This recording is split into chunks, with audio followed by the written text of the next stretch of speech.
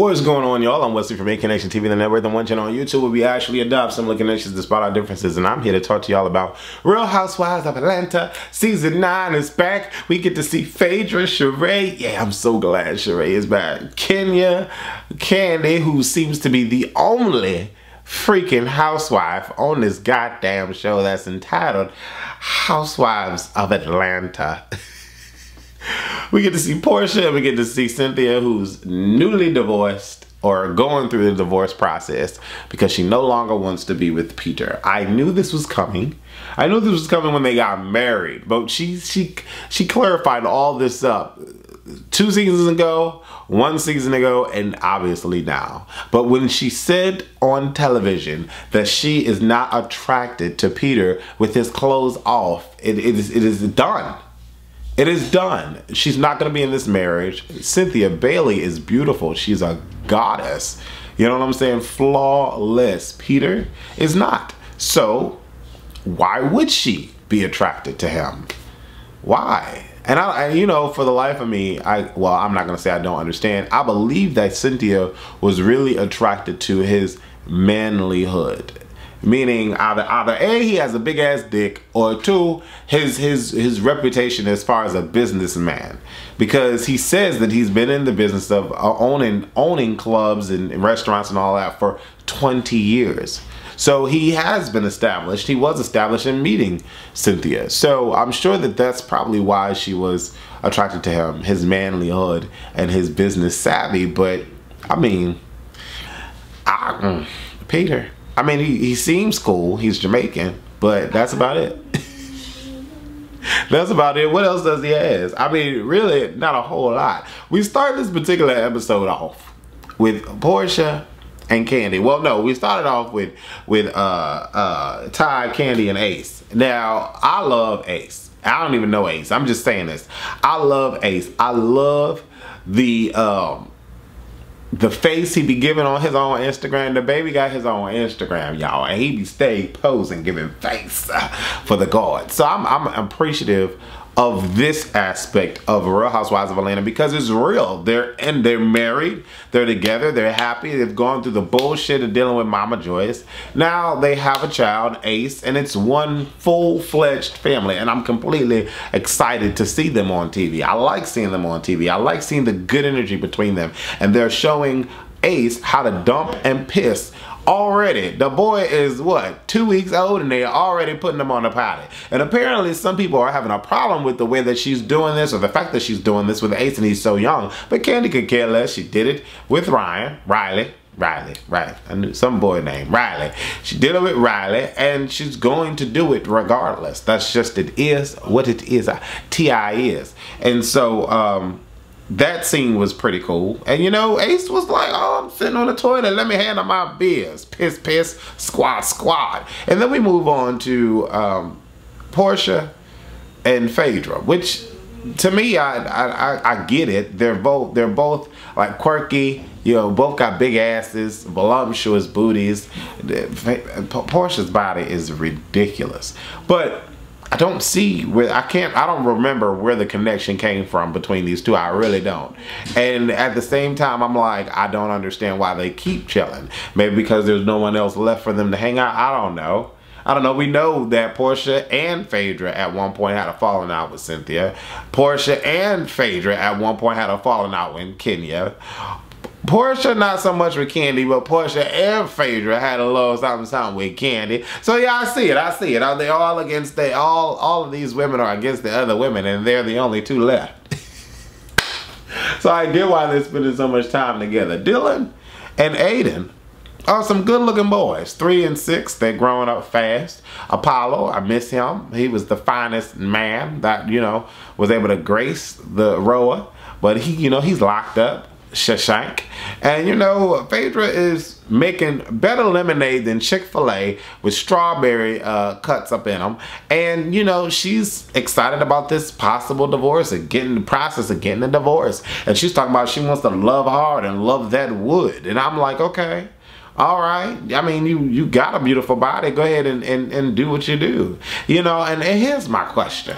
Do you think that Phaedra has at all indulged in another penis since Apollo has been away? As freaky dicky as she is, and she lives in Atlanta, do you think that she's like, what could she have done? Could she have possibly gone into different like book hotel rooms to have her stuff, you know, get her little freaky dicky on, or was she going and doing that in her own house, you know, when the mama's taking care of the boys? I don't know. Y'all answer me that question. Y'all really answer me that question. Then we get on to Twirl and King. Kenya has these 2 new dogs. Now, we know her dog died before. Now Kenya has Twirl and King. They're gorgeous dogs. And you know, she has 5 bedrooms, 5.5 baths, 6,000 square feet. Building a house ain't that easy. Not when you ain't getting them RHOA checks or wherever she make her money. I haven't seen a movie out in so long from her production company. I don't know how she's making her money, but building a house is not that easy, is it, Kenya Moore? She has so much shit to say about Sheree. She about Sheree now, although that motherfucker been built since the time of since man's first breath. I don't know what has been going on with Sheba Sheree, but you can't compare the two. Sheba Sheree is 10,000 square feet, 7.5 baths, 5 or 6 bedrooms. You know, it's a lot going on. Sheba Sheree looks amazing. Then you have the Moore Manor, which is a modern look on a home.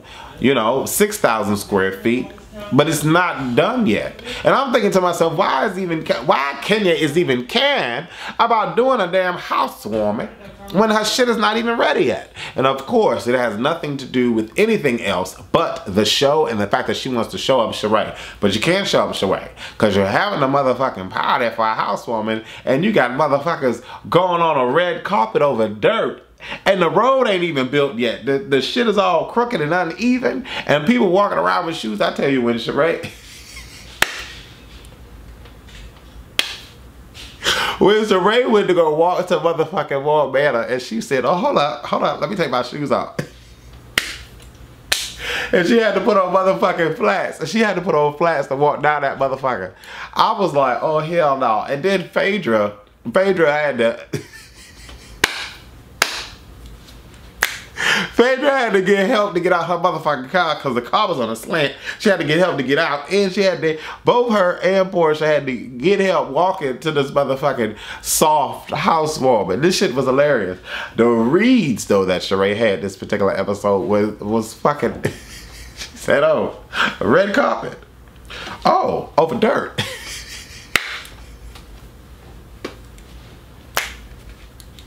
Like, oh my God, that I couldn't understand why she had up the barriers and she had red carpet. I could get it. I could understand. But the house looks nice though, for what has been accomplished thus far. It looks nice. I wouldn't have held a goddamn housewoman at this house with it not being finished. I just wouldn't. I don't really know what Portia's storyline is going to be outside of dealing with everybody else, because as of right now, she's going to anger management classes, which is long overdue. I mean, she had that fight 2-3 seasons ago. Long overdue. And you know, she starts talking about how she was bullied and all this in high school, and she has a lot of bent up anger, and she was almost suicide. And that's pretty much everybody. Everybody, for the most part, a lot of individuals, let me say that, has that storyline to tell. And so, okay, this is gonna be her story. Outside of that, is she dating? Is she dealing with anybody? This is Housewives.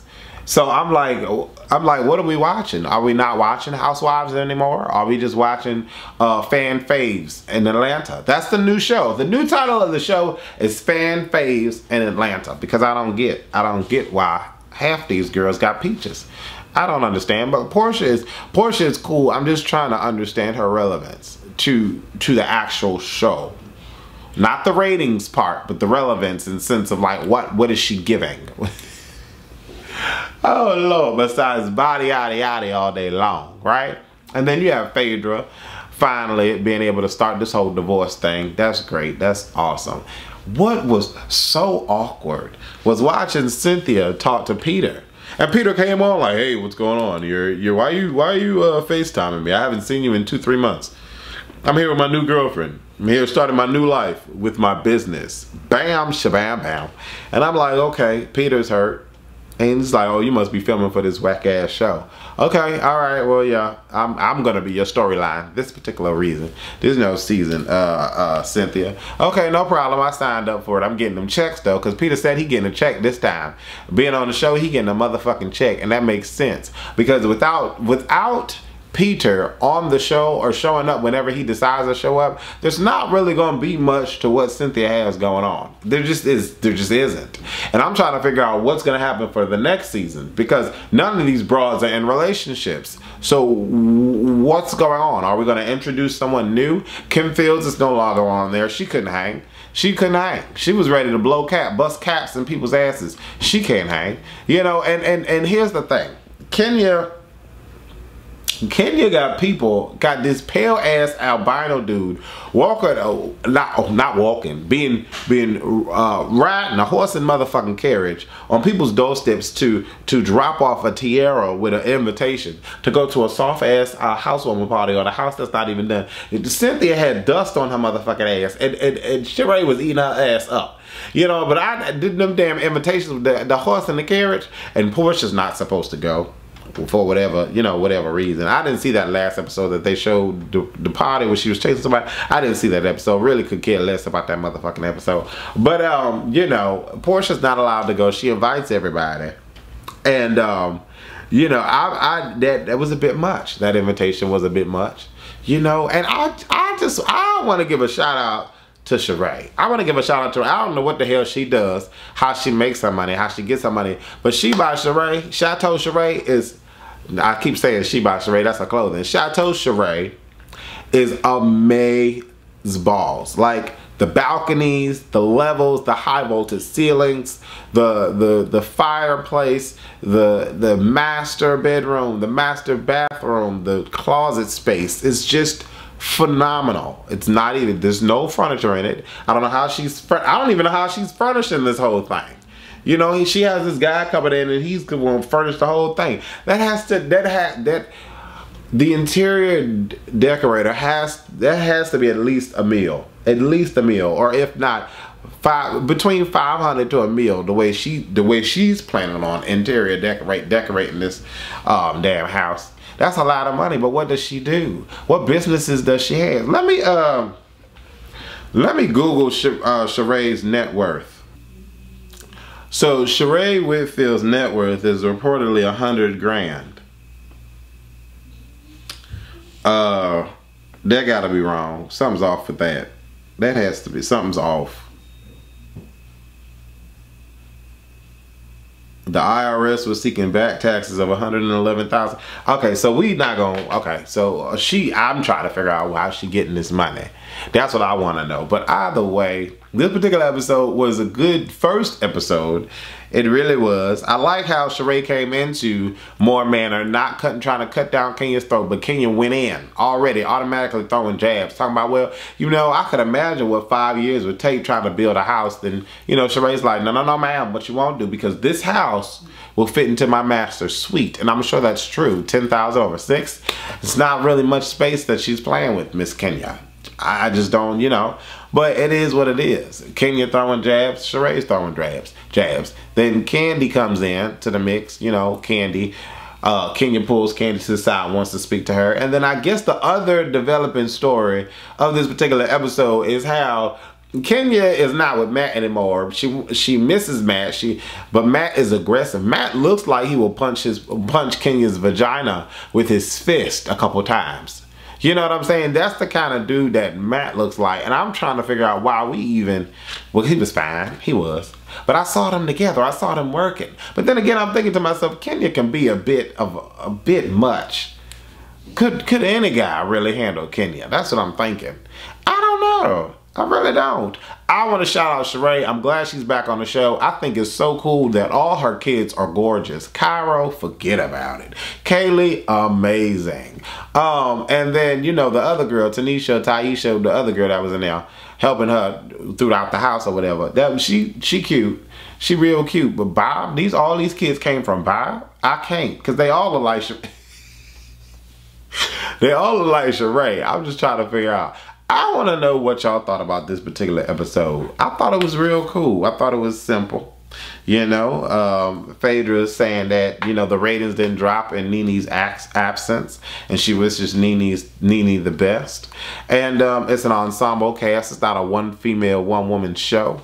And I'm like, okay, but what's going on with Nene? Besides her clothing line, is anything else coming out of?